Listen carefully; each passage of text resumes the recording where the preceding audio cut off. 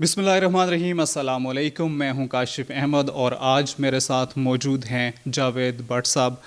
Javed but صاحب کو آپ بخوبی جانتے ہوں گے۔ ان پر بہت سارے لوگ جو ہے وہ مختلف پہلوؤں کو لے کر ماضی کے مختلف پہلوؤں کو لے کر تنقید کر رہے ہیں۔ تمام جو تنقید ہے اس کے مطابق ان سے جو ہے وہ جواب اور ان کا موقف لینے کی کوشش کریں گے، لیکن سب سے پہلے جو 27ویں آئینی ترمیم کا معاملہ چل رہا ہے اس کو لے کر جو ہے ایک نئی سیاسی بحث چھڑ گئی ہے، اور اس پر حکومت کا یہ کہنا ہے کہ یہ ترمیم آئین کے ڈھانچے کو بہتر، مؤثر اور جدید تقاضوں سے ہم آہنگ کرنے کے لیے لائی جا رہی ہے، جبکہ حزب اختلاف اور مختلف جو سیاسی رہنما ہیں، صوبائی رہنما، ان کا یہ کہنا ہے کہ صوبائی خود مختاری، عدلیہ کی آزادی اور وفاقی توازن کے لیے خطرہ ہے یہ۔ اور اس پر ہم جاننا چاہیں گے سر آپ کا موقف کہ 27ویں آئینی ترمیم کیوں ضروری ہے اور اس کا آگے مستقبل میں جو ہے وہ کیا اثرات مرتب ہوں گے؟ شکریہ جی آپ کا۔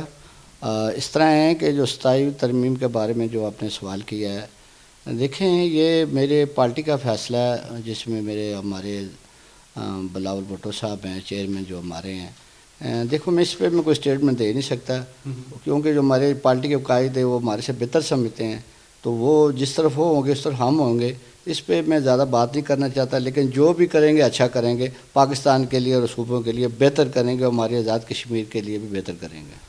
ٹھیک ہے سر۔ اچھا، اس سے قبل ہم نے دیکھا کہ آپ نے جو اپنی وزارت کو لے کر پرائم منسٹر انوار الحق صاحب پر بہت زیادہ تنقید کی، آپ نے کھلم کھلا ان پر بہت سارے الزام لگائے، اور آپ نے خود کو یہ بھی تسلیم کیا کہ میں ایک برائے نام وزیر تھا۔ تو آپ برائے نام وزیر تھے تو آپ کے ساتھ جو باقی وزراء تھے، کیا آپ کی وزارت کی طرح مزید وزارتیں بھی کچھ ایسی تھیں جن کو کوئی کام نہیں کرنے دیا گیا، جن کے فنڈز لیٹ جاری کیے گئے یا پھر واپس چلے گئے؟ کیا آپ اس چیز کو کہیں گے کہ آپ سے ہٹ کے اور بھی ایسی وزارتیں ہیں؟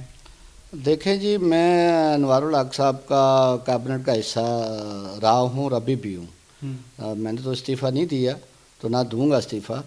دوسری بات یہ ہے کہ انوار الحق پہ میں نے الزام نہیں لگایا، میں نے ان کے اوپر شکوہ کیا، ان پہ ایک آپ نے گلہ کیا کہ آپ نے میرے جو کام نہیں کیے، میں نے ان پہ گلہ ضرور کیا ہے نا۔ آپ کی چونکہ وزارت تھی وزارت ٹرانسپورٹ کو لے کر آپ کے ذہن میں کیا تھا کہ آپ نے آزاد کشمیر میں کس طرح سے ٹرانسپورٹ کے نظام کو بہتر کرنا ہے؟ اس پر آپ کا کیا فریم ورک تھا شروع میں جب آپ نے یہ منصب سنبھالا؟ اور ہم نے دیکھا کہ عید کے دنوں میں یا پھر جب بھی کوئی ایسے ویسے ایونٹس ہوں تو جس گاڑی میں 20 سواریاں آتی ہیں 25 لاد دی جاتی ہیں، کرایہ بھی ڈبل ہو جاتا ہے، تو اس پر کیا کچھ اقدامات کیا آپ نے؟ دیکھیں جی، الحمدللہ میں ابھی بھی وزیر ٹرانسپورٹ ہوں، ابھی تک تو میں نے استعفیٰ نہیں دیا، لیکن جو میرا خواب تھا کہ میں وزیر ٹرانسپورٹ بنوں، کیونکہ میرا شعبہ جو ہے نا وہ ٹرانسپورٹ کے حوالے سے تھا، تو میرے بہت سارے میں نے ایک یعنی کہ آزاد کشمیر کو ایک ماڈل بنانا تھا، ایک ٹرانسپورٹ ہوتا ہے یہ ریڑھ کی ہڈی کی حیثیت سے ہوتا ہے یہ، تو میں نے اس ٹرانسپورٹ کے حوالے سے بہت کچھ سوچا تھا کہ میں اس ٹرانسپورٹ کو ٹھیک کروں گا، لیکن افسوس وہ میرے سے ٹھیک ہو نہیں سکا۔ میں نے کافی اپنے پریس کانفرنس میں کہا کہ میں ٹرانسپورٹ کا نظام جو یہ 35 سال پرانی گاڑیاں اور یہ گاڑیوں میں کیمرے اور یہ جو فٹنس کا نظام ہے، روٹ پرمٹ، اور یہ بہت بے شمار جو ہے نا ہمارے نادر ایریا میں جو ہے نا اس میں مسائل ہیں ٹرانسپورٹ کے حوالے سے، لیکن وہ میرا ایک خواب بھی وہ یعنی کہ وہ پورا نہ ہو سکا۔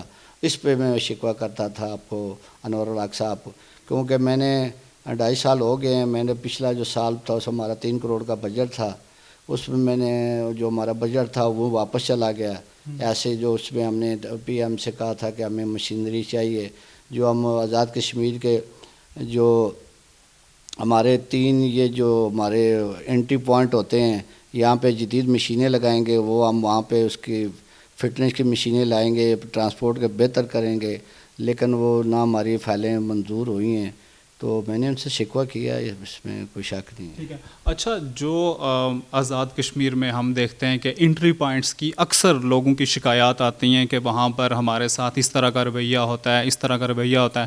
آپ کی بات ٹھیک ہے، اگر وہاں پر کیمرے وغیرہ یہ ساری چیزیں لگ جائیں تو شاید بہت ساری چیزیں بہتر ہو سکتی ہیں۔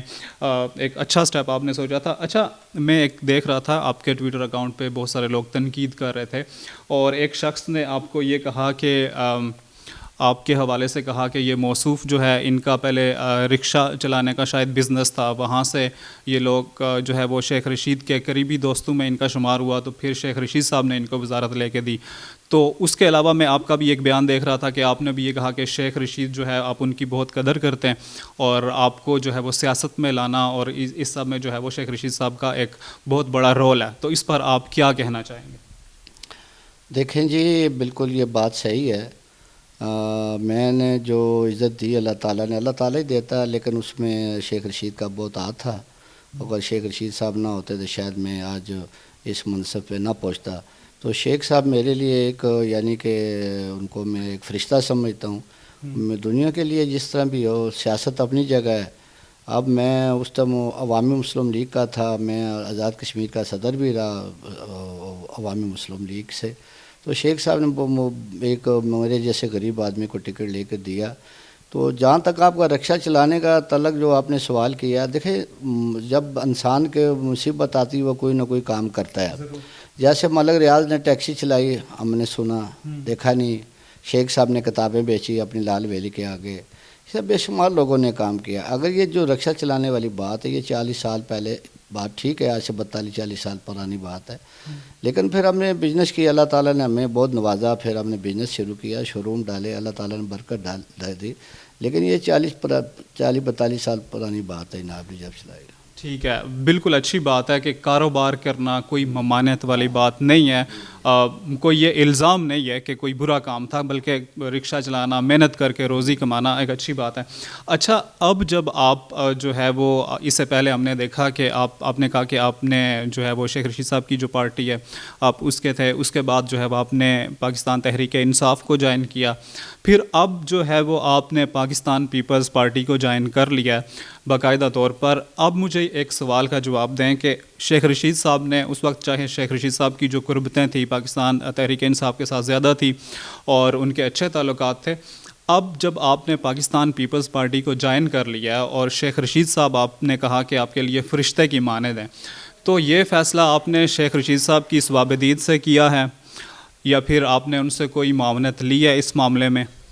دیکھیں جی, بات یہ ابھی میں نے یہ جو سوال آپ نے جو کیا یہ کسی نے پوچھا نہیں, آپ نے پہلی دفعہ پوچھا یہ سوال. اس میں بات یہ ہے کہ ہمارا تعلق لال ویلی میں تھا. شیخ صاحب بذات اچھے آدمی تھے, ان کا ایک بھتیجا راشد شفیق صاحب, ان کے ساتھ ہماری کوئی ان بن ہوگی کسی معاملے میں.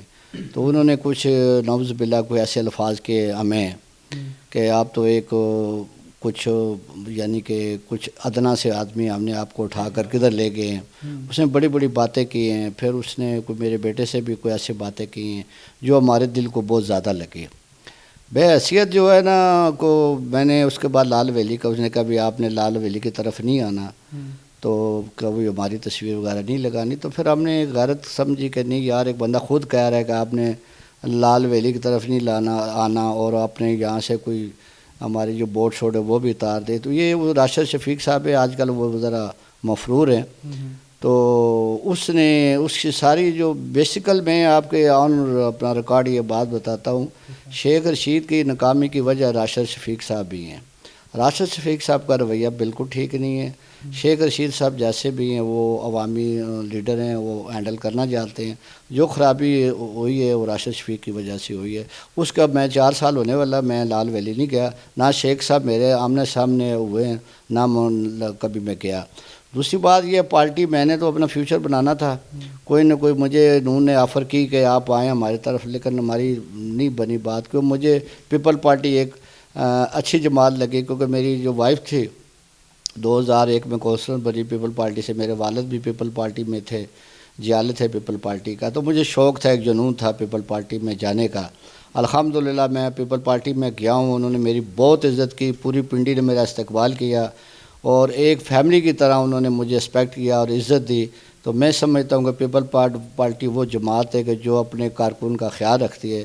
تو انشاءاللہ آنے والی گورنمنٹ پیپل پارٹی ہوگی. ٹھیک ہے. اچھا, جب پیپلز پارٹی کی بات کر رہے ہم, تو سردار تنویر الیاس صاحب, جب ہم نے دیکھا کہ سب سے پہلے جب آزاد کشمیر میں گورنمنٹ بنی پاکستان تحریک انصاف کی, تو عبدالقیوم نیازی صاحب کو نو کانفیڈنس موشن کے تحت ہٹایا گیا. اب مجھے یہ بات بتائیں کہ ان کو جب اس نو کانفیڈنس موشن کے تحت ہٹایا گیا تو اس کے بعد وہاں پر برسر اقتدار آئے تنویر الیاس صاحب, ٹھیک ہے, اور تنویر الیاس صاحب کو جب نااہل کیا گیا یا پھر نااہل ہوئے وہ عدالتی حکم پر, تو اس کے بعد جو ہے وہ آپ نے انوار الحق صاحب کے لیے لوگوں کو بھی یہ کہا کہ آپ انہیں ووٹ دیں, بلکہ آپ کی جو میں بہت ساری دیکھ رہا تھا چیزیں کہ آپ اس میں شامل تھے انوار الحق صاحب کو بھی ووٹ دینے کے لیے, اور اس پر تنویر الیاس صاحب کا یہ موقف تھا کہ اور کسی کو بھی بے شک پرائم منسٹر بنا دو, انوار الحق نہیں بننا چاہیے. تو اب آپ کے جو تنویر الیاس صاحب سے جو مراسم ہیں وہ کس طرح کے ہیں؟ اگر آپ آگے ایک گورنمنٹ میں آ جاتے ہیں تو پھر آپ کا جو ہے وہ پیپلز پارٹی کے ان قائدین, خاص کر تنویر الیاس صاحب جو کہ انہوں نے بھی پاکستان پیپلز پارٹی کو ریسنٹلی جوائن کیا, کچھ عرصہ ہوا ہے, تو آپ کے معاملات کیسے چلیں گے؟ دیکھیں جی, بالکل آپ کی بات درست ہے. جب تنویر صاحب نائل ہوئے تو ہمیں تو ذاتی طور پہ دکھ لگا. تنویر الیاس صاحب بہت اچھے آدمی ہیں اور میرا تو بہت انہوں نے خیال کیا. بیسیکل انہوں نے مجھے ایک دورہ بھی کرایا باہر اپنے جیب سے خرچ سے. میں ان کا مشکور ہوں, میں ان کا انسان نہیں بھول سکتا. وہ بہت محبت کرنے والے آدمی ہیں اور وہ میری قدر اس لیے کرتے ہیں کہ یار جاوید بٹ ایک دلیر آدمی ہے اور جو بات کرتا ہے سچی بات کرتا ہے. تو اس وقت کے جو حالات وہ ایسے پیدا ہو گئے تھے, آپ کو پتہ ہے کہ جو حالات تھے وہ آپ کو بھی پتہ ہے. تو ہمیں پھر تو ہماری تو کوئی پارٹی ہے نہیں تھی اس وقت. ظاہر ہے وہ سپریم کورٹ کا فیصلہ تھا کہ سب آپ آزاد ہیں, تو پھر اس لیے ہم نے پھر وہ مناسب سمجھا انوار الحق صاحب کو. پہلے میں وہ 15 بندوں میں ساتھ تھا کہ جو ہم نے پہلے انوار الحق کو ووٹ ڈالی ہم نے. تو بس یہ جو صورتحال ہے آپ کے سامنے ہے. تو میں یہ سمجھتا ہوں تنویر الیاس بہت ہی اچھے آدمی ہیں. ابھی بھی وہ مجھے وہ میرے وہ بھائیوں کی طرح ہیں, میرے عمر سے میں سے چھوٹے ہیں, لیکن میں ان کا بہت مشکور ہوں کہ وہ میری ہر یعنی کہ عمر میں مجھے ساتھ لے جاتے ہیں, جلسوں میں ساتھ لے جاتے ہیں اور میری بڑی قدر کرتے ہیں اور مجھے اپنی سیٹ اپنی گاڑی میں لے کر جاتے ہیں. تو میں ان کا مشکور ہوں. جیسے ادنا جیسے بندے کو وہ قدر کرتے ہیں, میں ان کا مشکور ہوں. انوار الحق صاحب سے آپ کا جو آپ نے باتیں کی اپنی وزارت کو لے کر, اس سے ہٹ کے آپ کا انوار الحق صاحب سے کوئی اختلاف ہے؟ کیونکہ آپ نے عوامی ایکشن کمیٹی کو لے کر بھی ان پر کافی تنقید کی کہ اگر وہ بر وقت فیصلے کرتے تو شاید یہ نوبت نہ آتی اور بات جو ہے وہ مہاجرین کی سیٹوں تک نہ آتی, یا پھر عوامی ایکشن کمیٹی مہاجرین کی سیٹوں کے گلے تک نہ پہنچتی اگر معاملات پہلے حل ہو جاتے. اب ایک طرف تو جو ہیں وہ انوار الحق صاحب ہیں, وہ ابھی تک پرائم منسٹر ہیں, دوسری طرف عوامی ایکشن کمیٹی ہے, اور آپ کی باتوں سے یہ بھی تاثر لگا کہ شاید جو انوار الحق صاحب ہیں وہ عوامی ایکشن کمیٹی کے 12ویں کھلاڑی ہیں. کیا کہنا چاہیں گے؟ دیکھیں جی, جو صورتحال نظر آ رہی ہے کچھ نہ کچھ تو ہے. دیکھیں جی, اس طرح ہے کہ ایکشن کمیٹی انوار الحق کے دور میں ہی پیدا ہوئی, اس سے پہلے تو ہے نہیں تھے. تو میں نے مظفر آباد میں ایک پریس کانفرنس بھی کی تھی جب ماجد خان میرے ساتھ تھے. تو میں نے ان کو ایک مشورہ دیا کہ آپ ٹماٹر بیچیں. تو وہ اس بات کو انہوں نے بہت زیادہ, ٹماٹر بیچنے کا یہ مقصد نہیں ہوتا ہے, مقصد ہے کہ آپ کاروبار کریں, کوئی بھی کریں. تو انہوں نے جو شوکت نواز صاحب ہیں, شوکت نواز صاحب نے اس کو ذاتی طور پہ لے لیا. انہوں نے اس چیز کو زیادہ لیا کہ میری بےزتی ہوگی کہ ہمیں کس طریقے سے. تو میں پہلے ایکشن کمیٹی سے حوالے سے بات کروں گا کہ ایکشن کمیٹی کو میں ہمیشہ فتنہ کمیٹی کہتا ہوں, ابھی بھی کہتا ہوں, سریعام کہتا ہوں. ڈرنا اللہ کی ذات سے ہے. اور اس میں کچھ وجوہات یہ ہے کہ دیکھیں آپ کی جو آپ دیکھیں ہماری یعنی کہ جنگ ہوئی انڈیا کے ساتھ, ہماری پاک فوج نے وہاں پہ لڑائی کی. آپ بتائیں ہمارا کتنا نقصان ہوا. پھر سیلاب آئیں, بہت ساری آفتیں آئیں آزاد کشمیر میں. تو ایکشن کمیٹی نے کیا کام کیا؟ کچھ کبھی بارڈر کی طرف گئے, کسی زخمی کو کبھی پوچھا انہوں نے؟ کوئی ایسی ان کی انسانیت ہے جس میں انہوں نے کوئی فلاحی کام کیا ہو؟ سوائے انہوں نے آزاد کشمیر میں بدامنی اور اپنے جو آنے والی نسل کو انہوں نے وہ پیغام دیا کہ اگر کوئی ذرا بھی کوئی وہاں پہ کوئی مسئلہ ہو جاتا ہے تو سارے لوگ آگے وہ جیلوں کی طرح کھڑے ہو جاتے ہیں اور اس ریاست کو جو ہے نا خراب کر رہے ہیں. تو میں اس حوالے سے پھر انوار الحق سے یہ شکوہ میں یہ ضرور کروں گا کہ جب آپ نے کوئی فیصلہ کرنا ہو تو بر وقت فیصلے آپ نے نہیں کیے. ان سے یہی گلہ ہے. اور دوسری بات یہ ہے کہ جب ہمارا بجٹ آتا تھا، یعنی کہ ترقیاتی بجٹ جس کو کہہ رہا ہوں، وہ بجٹ جو ہے نا اخیری ویک میں دیتے تھے، اس کا کوئی فائدہ نہیں ہوتا تھا، کوئی واپس چلا جاتا تھا، کوئی لگ جاتا تھا. ایک تو یہ بجٹ ہے.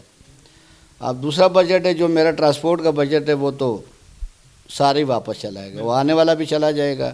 تو اس پہ ان پہ مجھے گلہ ہے کہ میں اپنی وزارت میں کچھ کر.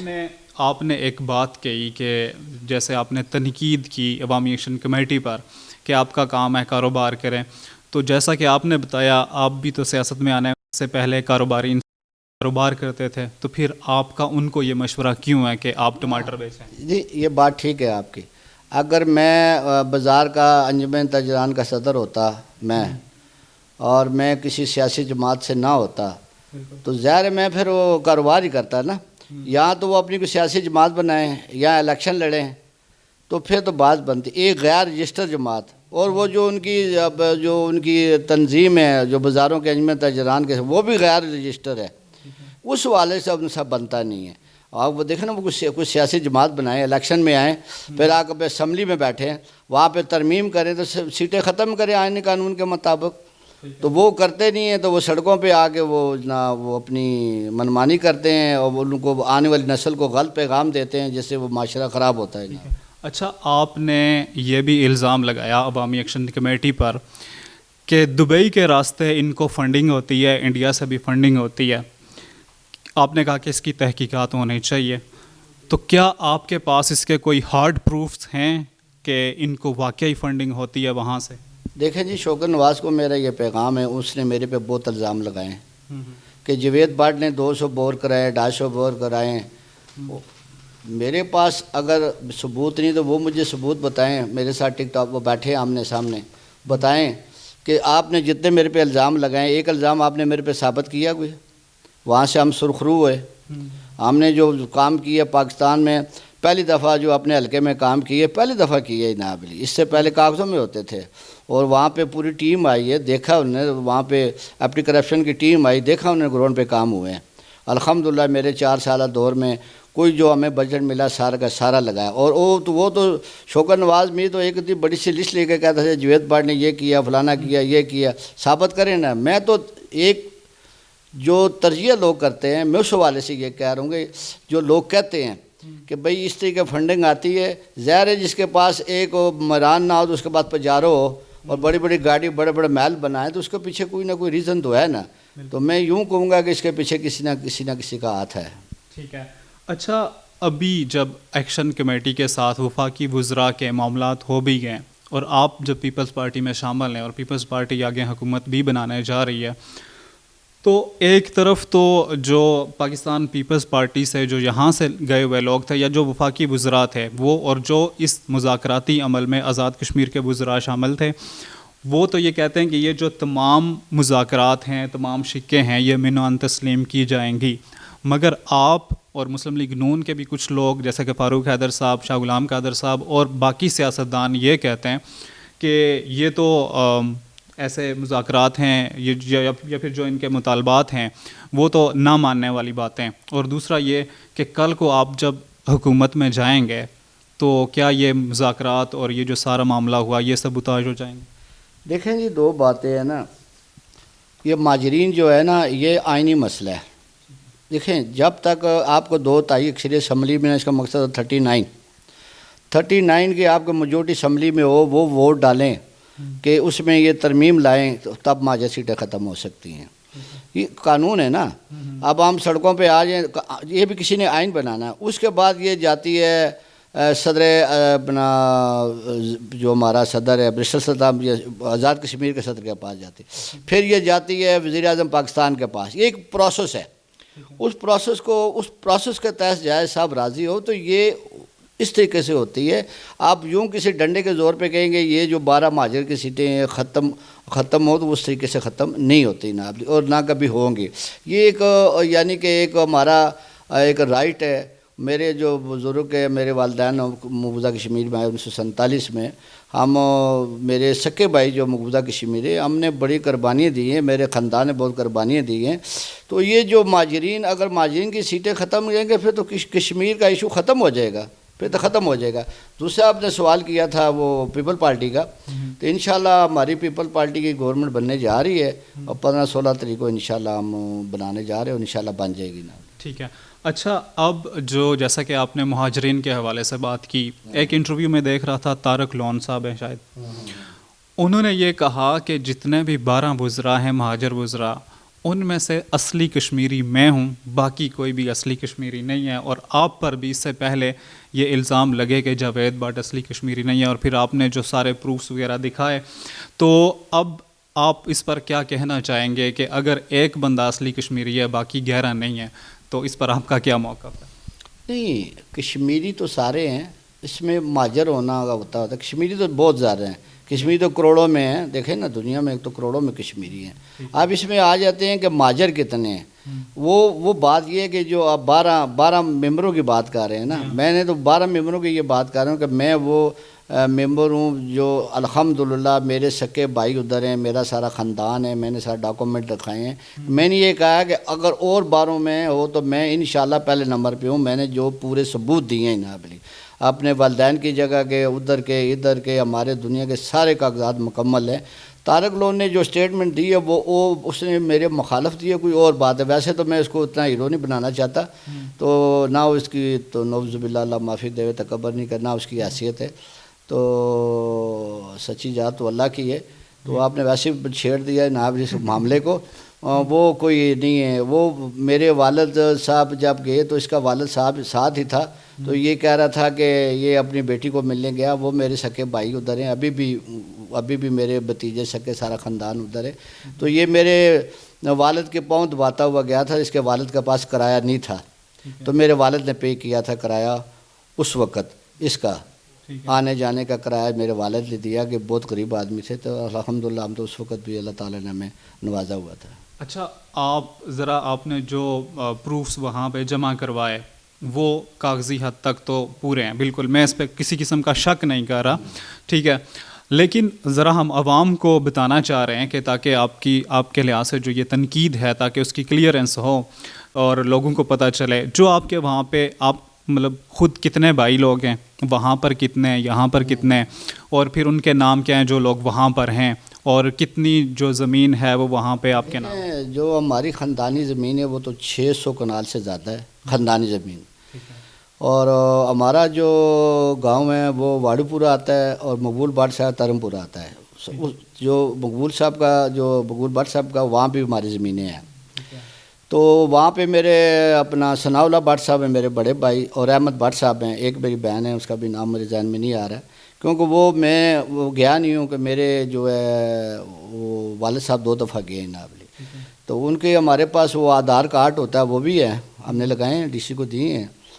پھر وہ ہمارے زمینوں کو جو ہمارے 256 کنال زمین ہے ہمارے پاس جو پڑی ہے, اس کے ڈاکومنٹ دیے ہیں باقاعدہ. ہم نے آن لائن دکھایا ان کو, یہ دیکھیں جی یہ ہماری زمین ہے, یہ ہمارا گھر ہے, یہ ہمارے بھائی ہے, یہ ہمارا خاندان ہے. وہ سارا کو دکھایا ہم نے. پھر ہم نے دنیا کی ہر چیز ان کو دکھائی جو ہمیں ضرورت, جو ایک ڈی سی کو ضرورت ہو. جو سپریم کورٹ نے فیصلہ دیا, فیصلہ اسی دے دیا نا. اس پہ تو اور لوگوں نے بھی کیس ڈالے تھے نا, بے شمار لوگوں نے ڈالے تھے, تو کلیئر ہو گئے سب سے, اور سپریم کورٹ نے فیصلہ دے دیا, سب کلیئر ہے. ٹھیک ہے.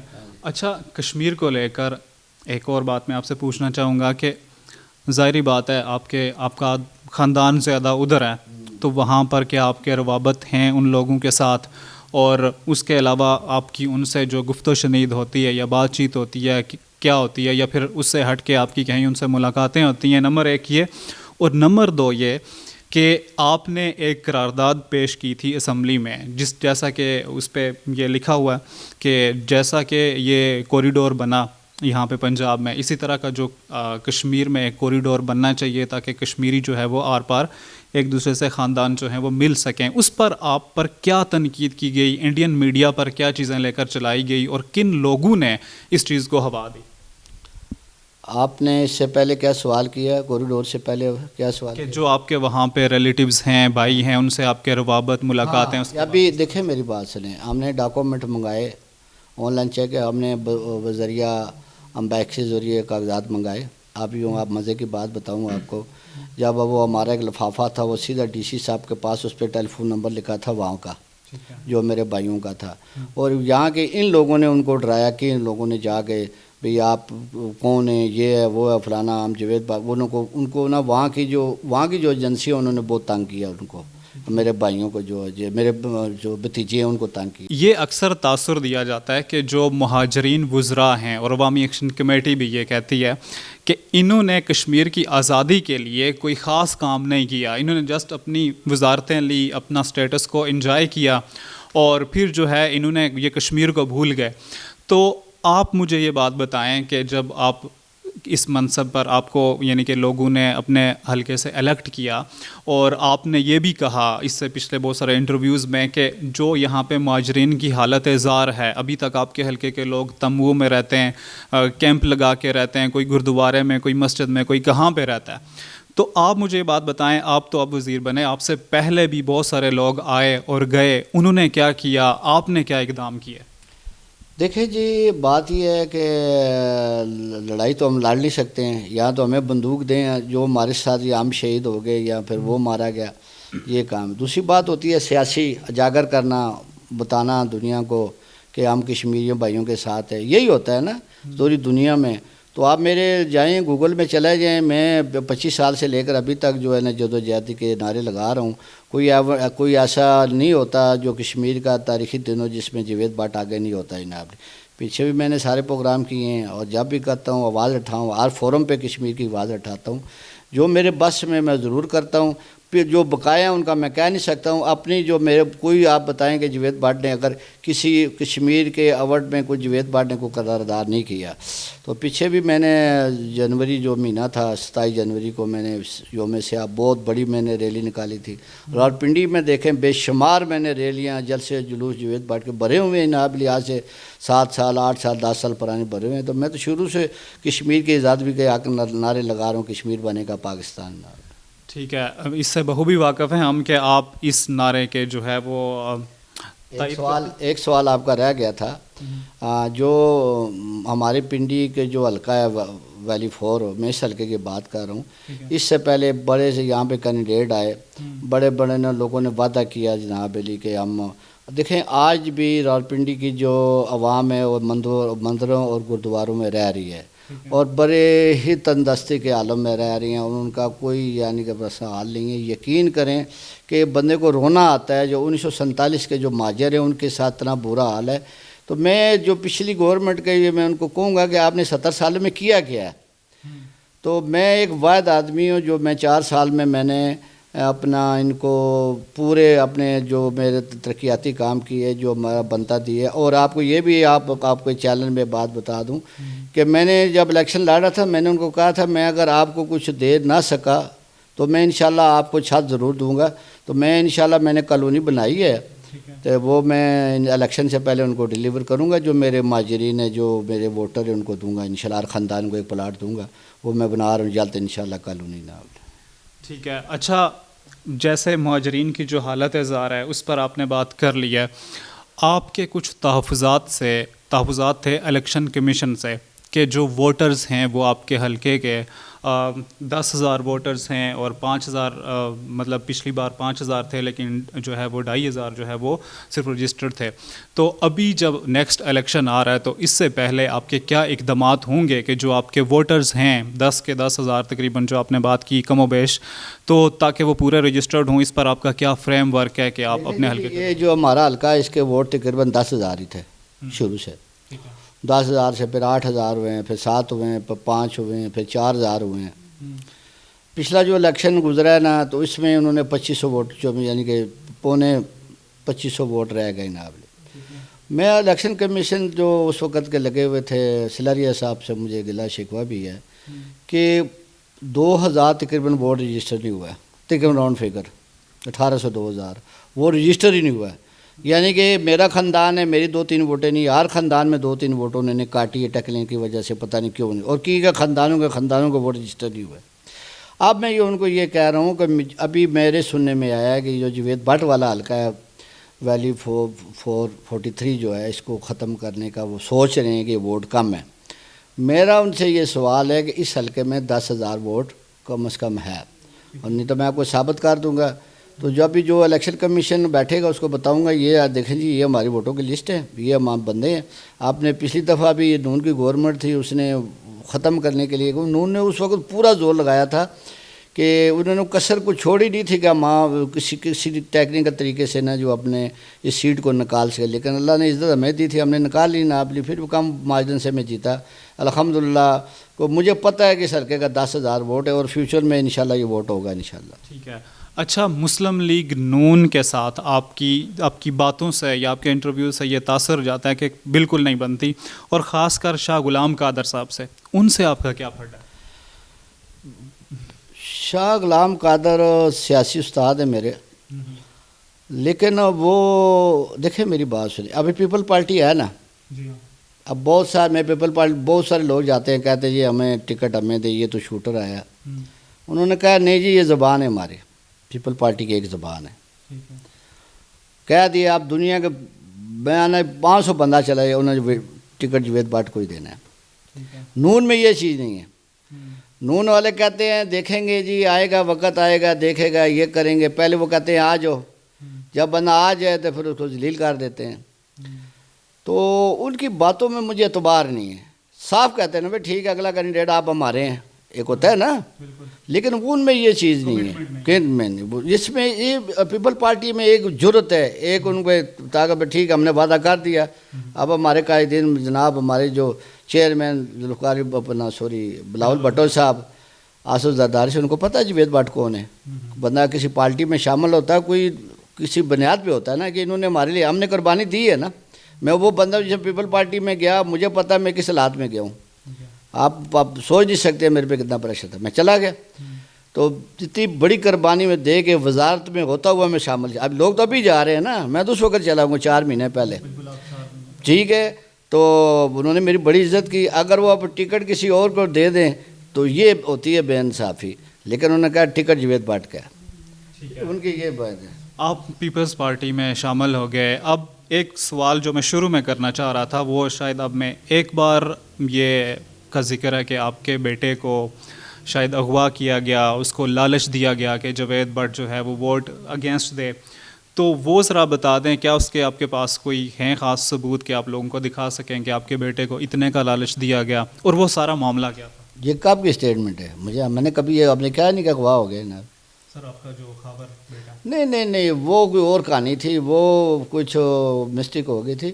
اس نے کہا میرے ابو نظر نہیں آ رہے کدھر ہے، شاید کوئی جائیے، لیکن وہ ایسی بات نہیں تھی. اچھا، ایک اور معاملہ تھا کہ آپ کی ایک دفعہ یہاں اسلام آباد ایک گاڑی جو ہے وہ شاید ایکسیڈنٹ کا شکار ہو گئی تھی، تو یہاں کا جو ایس ایچ او ہے اس نے جو ہے وہ دوسری جو گاڑی ہے وہ چھوڑ دی کسی فون پہ یا کسی اس پہ، اس پر وہ سارا معاملہ بتائیں گے. اصل شاہ صاحب سے یہ بھی میرا گلہ ہے.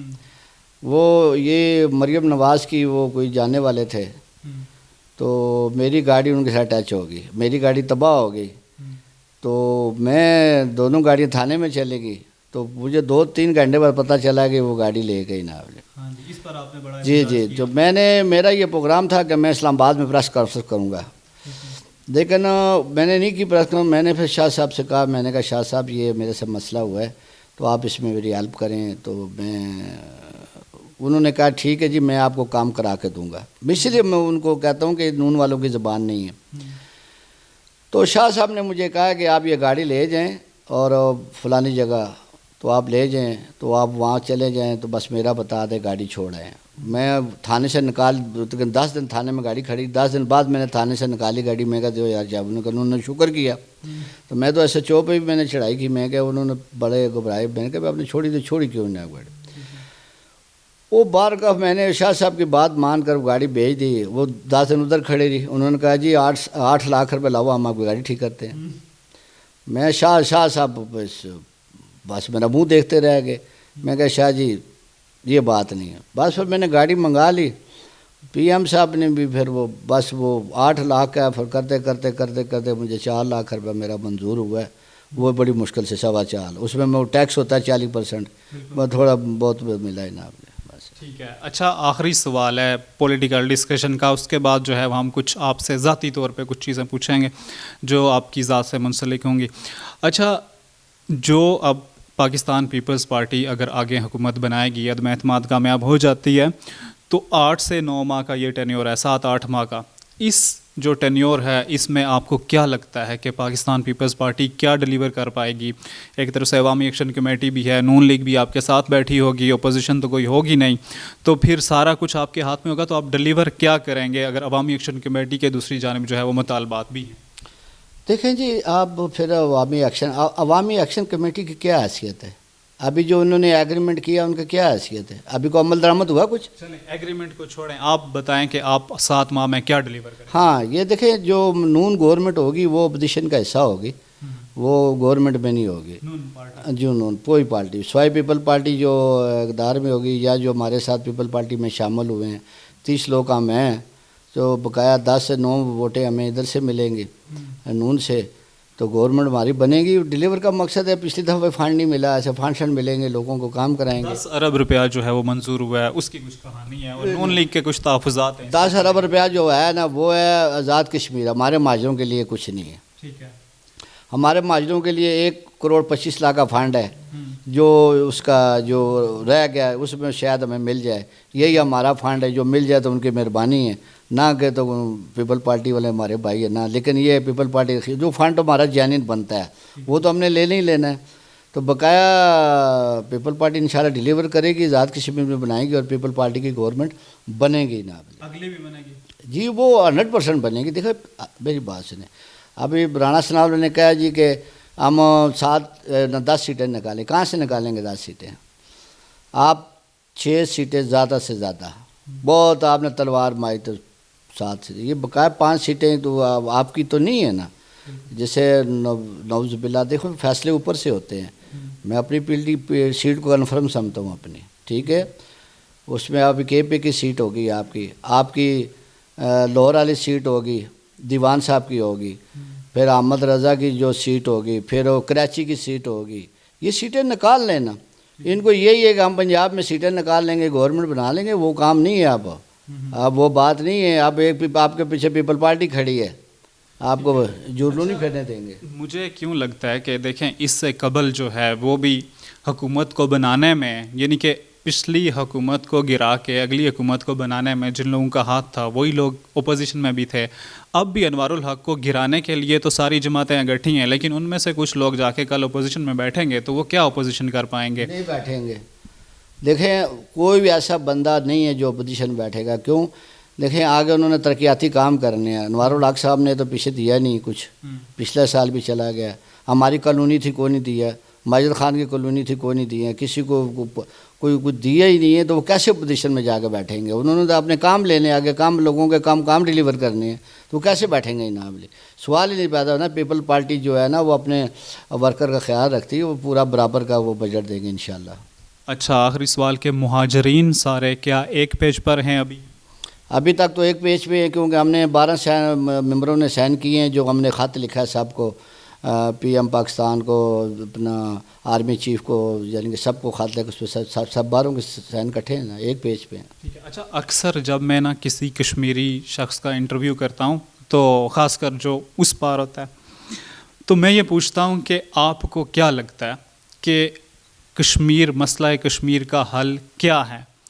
مطلب آپ کے ذہن میں ذاتی طور پر کیا روڈ میپ ہے کہ ہم کشمیر کو اگر فائنلی ایک دن آزادی ملے گی تو کس طرح سے ملے گی؟ ابھی سے آگے ہمیں کیا کیا سٹیپس فالو کرنے ہوں؟ دیکھیں جی، پہلا تو ہمارا نعرہ ہے جو میں اپنی ذات پہ کہتا ہوں، کشمیر بنے گا پاکستان. ہم تو پہلے اس طرف آتے ہیں.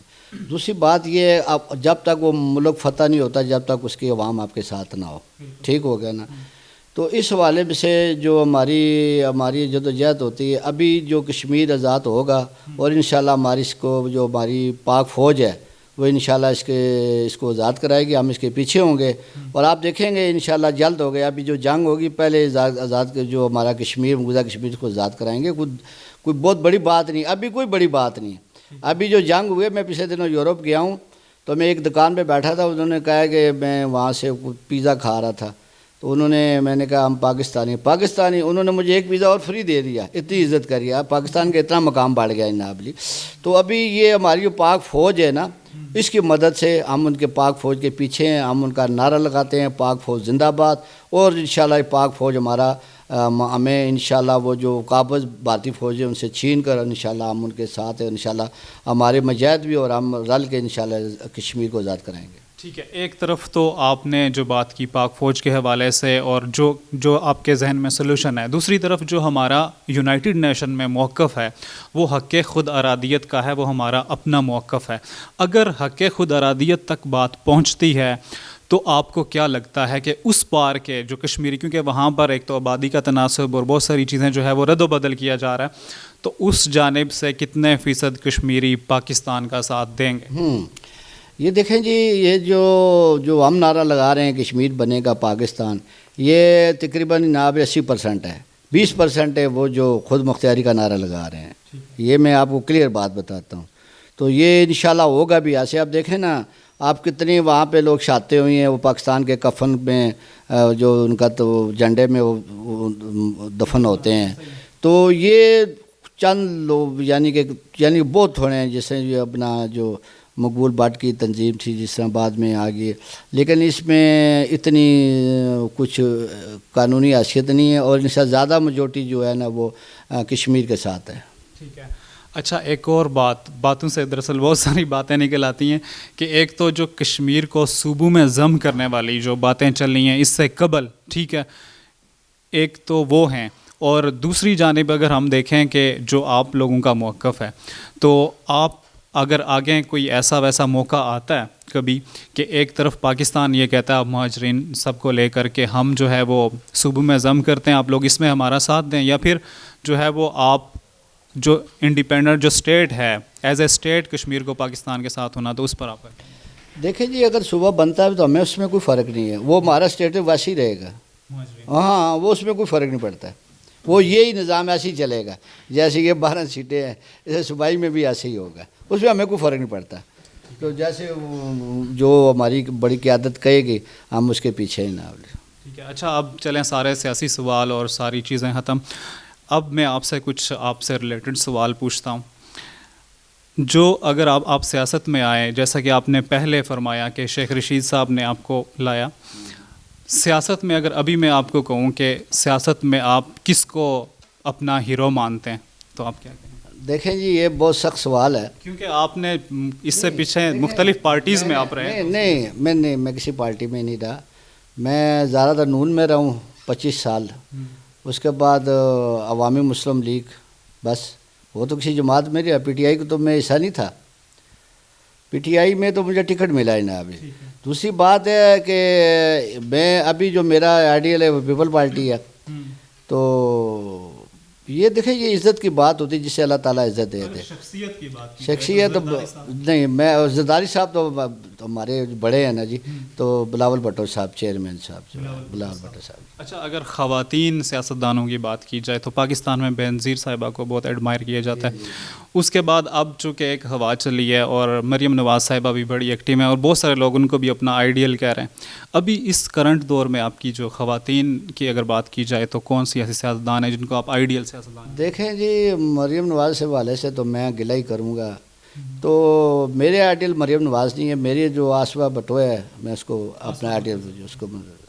ٹھیک ہے، اچھا جاوید بٹ صاحب سے ہم نے تفصیلی گفتگو کی ہے اور کافی سارا ٹائم ہم نے ان کا لیا ہے، مزید انشاءاللہ ان سے وقت لیں گے اور ان کی جو شخصیت ہے اس کے حوالے سے ان کا بچپن، لڑکپن اور ان کی جو سیاست میں سفر ہے اس پر ایک ہم تفصیلی پوڈ کاسٹ بھی کریں گے، مگر ابھی کے لیے ہمیں اجازت دیجیے۔ اس پر جو بھی ہم نے گفتگو کی ہے، خاص کر جو الزامات تھے ان پر جو مختلف لوگوں کی جانب سے تھے، جو سوشل میڈیا پہ مختلف چیزیں چل رہی تھی، اس کا انہوں نے بخوبی اور خوش اسلوبی سے جواب دیا، کسی بات کو انہوں نے مائنڈ نہیں کیا، اور یہی ایک سیاستدان کی جو ہے وہ خوبی ہوتی ہے۔